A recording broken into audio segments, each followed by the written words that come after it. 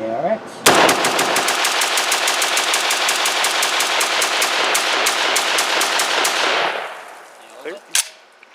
ARX.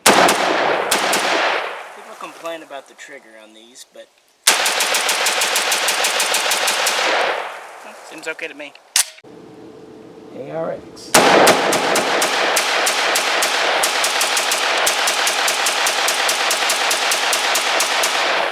It's a little more noise than those 9mm do. Yeah. Hi, Mishaco. And this is Jake. And just noticed that it's been a while since we've visited the Redder ARX, and to kind of wrap up Feberetta, the month of February, where we've done videos on Berettas, but that was totally intentional, wasn't it? Yeah. Yeah. We were like I think it was maybe March last year. We were like, next February. Yep. We're gonna do a ton of Beretta videos in February and call it Feberetta, and it was not something that we were kind of stretched for content because no guns have come out lately, and we like Beretta, so we were recording a bunch of videos on them. And then I had a half-drunk email to Misha one night saying Feberetta, and that was it. And I actually replied like, "What?" Because my speech was not understanding any of it, and then it made sense. But that didn't happen. This was nope, absolutely didn't. But yeah, so it was actually a really nice day. Brought my ARX100 out. Hadn't run a few rounds through it in a while, and you would want to own one of these as well. Yep. And you're going to be watching this on March 1st or 2nd, but we're recording it on the day that doesn't exist, February 29th, so it counts. Yep. Fight me. But anyway, the ARX100 is getting a little more attention now because you can't get them anymore, which is the way things always go. Called it. Yep, I think we both. I think this was in our, couple of whiles back about guns to get, because when people can't get something, then they magically want it. But it also helps that this is a really good military grade firearm. The Italian military started using it around 2008. I know they've got at least 35,000 in service, probably more.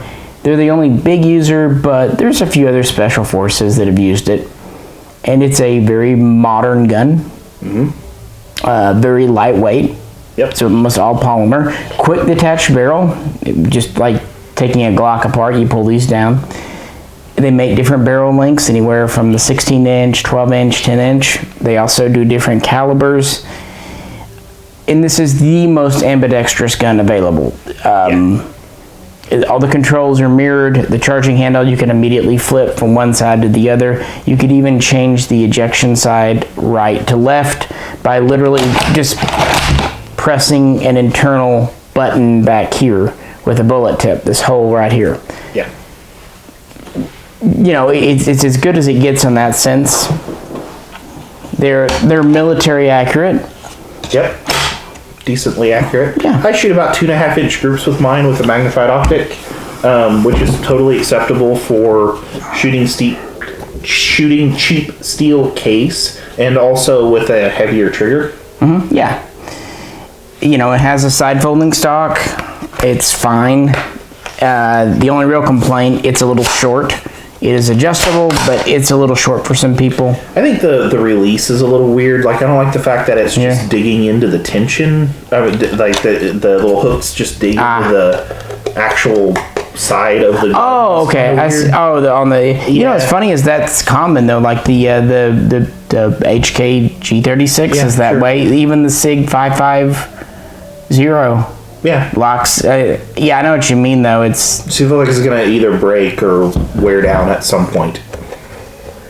Yeah, well, it's plastic. I mean, if you do it enough. Yeah.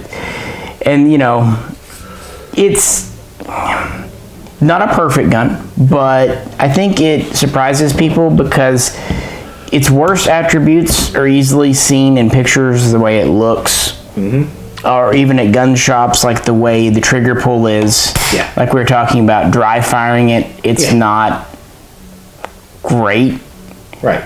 If you're dry firing, if you're sitting at a gun shop counter and you're holding one of these and you go to pull the trigger on it and you're doing the thing where you're slowly getting the feel of it and everything, it's going to seem like a bad trigger, and it's honestly not it's not a great trigger. No. But when you're actually shooting it, when you got it at the range, I mean, if you're not sitting there trying to bench rest at 600 yards, and you're shooting, short to medium range distances, the trigger is not much of an issue. Like, you don't really notice it when you're shooting, especially if you're shooting rapid fire. It's not bad. It's definitely not. I mentioned this in the video that we did about underrated guns. It is not at all a bad trigger. It's not the worst trigger ever. Yeah, it's just not. It's a military trigger. Yeah. People think the iron sights, well, they're plastic, look a little chunky, and they do. They're not the best thing ever, but you got to remember, you're getting sights. Yeah. I mean, a lot of guns don't come with anything. You don't like them, I understand that. And they replace have them. Yeah. Replace them. Yeah. So it's mostly the looks and a little bit the feel. But when you shoot it, then its positive aspects come out. It's for being a light gun, 6 some odd pounds. It's very soft shooting. It's very soft shooting. Yeah, it's a very. Even though it's really light, it is just a straight back recoil impulse. So follow-up shots, other than pulling around the trigger, like I said, which you don't really notice whenever you're shooting quickly, the recoil, the muzzle stays pretty even though it's a 223, which again isn't super high recoil. But shoot an AR pistol or any other number of things, and you'll see how much the barrel flips. And this just doesn't. It just stays right in line with your shoulder whenever you shoot it. And one thing that helps is the piston. It's an interesting system. It's derived from the AR-18, the AR-180, but the end of the piston is pretty much always making contact with the bolt carrier, so you don't get that initial thump. Right. I mean, it does push it, but it's more of a gentle build-up as pressure builds up. Right. You do get a basic adjustable gas system. It takes AR mags. It comes with a steel mag, but it takes pretty much any standard mags. There is a Magpul mag that it doesn't take, right? Like a Gen 2 or something? I thought they resolved that, but there probably is something. But it takes standard. The thing there is, that's the mag's fault for not being standard, not a gun's fault. Yeah. This takes Stanag mags, I should say. So anything that meets Stanag, NATO spec type mags, it'll take. Metal, I've tried the HK polymer, they work. I think we've tried the Russian 45 round. Yeah, that worked. Puff. So Puff gun. And most Magpuls, Gen 3 doesn't work and everything, but so it takes a standard mag, nothing proprietary. And when these first came out, they were a little pricey, $1,500-ish, but they dropped and they were on the market for $900 or so for quite a while. Yeah. And I felt like for $900, clearly under $1,000, this is a military grade gun with real world combat use from a extremely well known and reputable company. Yeah. With a good track record for durability and reliability. There's just not a lot of cases of these failing out there. Yep. This is the only gun that passed Military Arms Channel's highly scientific ice test where he froze them all. This is the only one that actually worked. Yeah. It was greatly underappreciated, but now that you really can't get them, people are wanting them. The people are asking, and they delivered a good gun. And what I personally like as a military fan, they delivered to us not a civilianized or tacticalized version. This is almost identical to their military gun within the law. Yeah. Including this panel here that underneath, instead of a rail, is a grenade launcher attachment, which none of us will ever use, but it's cool that it's there. Yeah. Same with the sights. I mean, they might a little doofy, but that's what they use. Right. And the rail is metal, so that's, which is thoughtful. I mean, I don't really care much for polymer pick rails. I mean, they're okay, but I do like metal pick rails for durability. Sure. But yeah, I initially bought one of these mostly out of boredom over 5 years ago, and you made fun of me until we shot it. Yep. And after that, you got one. Mm-hmm. Yeah, the first time we took that, I was like, that was actually super fun to shoot. And then I bought one shortly thereafter. So, but yeah, handling it, sitting here at your house whenever you got it and brought it in, and it was like I was sitting there playing with it on the couch and phrasing, and it didn't feel, I was like, this is ridiculous. It looks ridiculous. It's super tall. It's got all these weird switches and levers and buttons on it and everything that just seem redundant and impractical. But then actually getting it out and shooting it, it's just the recoil impulse is so good on it. It's such a smooth shooting gun. And all of these random points start to really become clear, especially like where the bolt release is here and all that in a very easy to manipulate position. The charging handle is really thin. You tend to knock your knuckle against the shell deflector. That's why, personally, when I have it on the left, for some reason, I tend to knock the left shell deflector. But whenever I have it on the right, AK style, I don't. But that's just my personal ergonomics. And I prefer to have it on the left. Yep. But he can literally hand me his gun, and I can I can just push it back, flip the lever over, and now it's on the left. No disassembly, no part ever. You literally just put it in a certain position, and you just push it over. So even that is extremely well thought out, and that just seems to be what this gun is. It seems to resolve or try to find a solution to just about any conceivable problem someone might. And Beretta does have the extended charging handle that kind of slips on. It really does help. Yeah. And they do offer a SBR kit for these. It's quite obtainable. 10 whatever inch barrel. Even comes in a cool little carry case. Mm-hmm. And literally all you do if you want to SBR it, you just pull these levers down, the barrel pops out, you pop a new one in. Yeah. Super easy disassembly. I mean, it's just a super well thought out design that people immediately overlooked because of how it looks. Yep. It is totally just being based on looks and the trigger to a lesser extent, but I'm sure most people who never even bothered looking at one looked at it, dismissed it immediately because of the way it looks. Yeah, I would also say the 22 version, the ARX, 16022? Yeah. It's not as well made. Of course, it's a lot cheaper, and I think a lot of people pick up one of the 22s and think, oh, the 223 is made out of the same polymer, has the same construction. No, they look the same, but the 22 version is definitely made to a cheaper price point. Right. So if all you've done is pick up the 22, it's not honest. These come with a nice zipper case. They come with, this isn't the sling they come with. This is a Beretta sling. It's just a simple 2-point. They come with a fancy, what is that, blue force, blue something. I don't remember. It's a fancy pants sling. They come with one steel mag. So you get and they come with a sight tool. So you get a little bit with it. Yeah. And again, the initial price point of $1,500 was high. Yep. But under $1,000, 900-ish, brand new for a Beretta 223. We understand why Beretta discontinued it. They just weren't selling, and we get why they weren't selling. The market's been flooded for years with 223 guns. Yeah.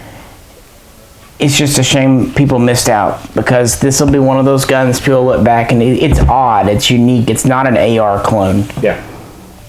Yeah. So, and they're reliable, they're fun, and so that's why I just really felt like bringing mine out. Mm-hmm. And I know you bring yours out quite. I mean, I've probably put about 2,000 rounds through mine, which doesn't seem like a lot in the long term, except when you realize how many different guns we bring to the range all the time.